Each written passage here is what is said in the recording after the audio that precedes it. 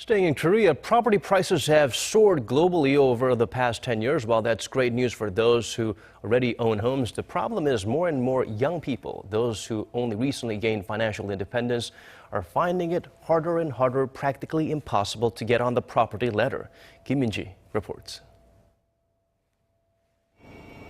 Housing prices around the world have soared nearly 50% on average over the past decade.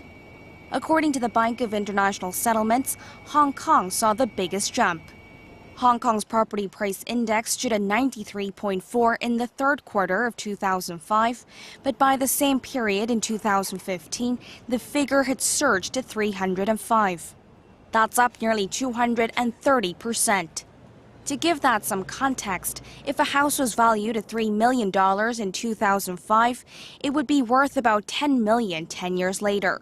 Over the same period, Sweden saw its index jump nearly 92% and Norway nearly 83%. However, for the U.S., prices actually fell almost 5%, which is mainly attributed to a plunge in housing prices in the midst of the financial crisis in 2008 and 2009. In general, worldwide, it's becoming harder for households, especially the younger generation, to buy a home, as the growth in income has not been rising as fast.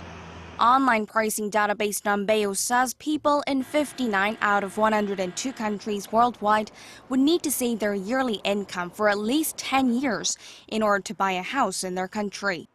Hong Kong topped the list yet again with a price-to-income ratio of just over 37.5.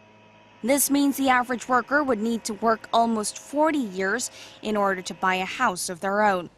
The situation isn't that much better in Korea, where a person needs to save up for about 14 years on average. Due to the high property prices, more young people and newly married couples are moving out of the capital or deciding to live with their parents. As they don't have a lot of savings when they start out, they will have to buy smaller properties and gradually move up from there as they build up their wealth. As for Korea, experts don't see a major increase in housing prices for the time being. But the problem is they don't expect a major drop either. And they predict the mass exodus from the capital will be a common trend for the next few years. Kim Min-ji, Arirang News.